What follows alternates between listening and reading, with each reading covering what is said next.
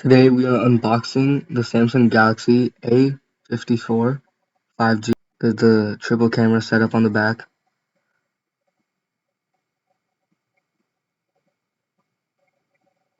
Inside the lid of the box we have this box.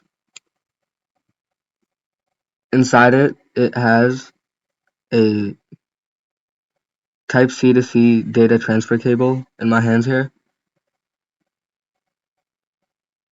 some papers and manuals,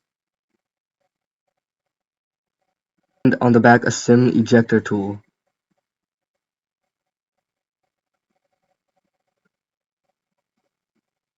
The SIM card slot there. And this is the Galaxy A54. Here it is, a side-by-side comparison with my old A21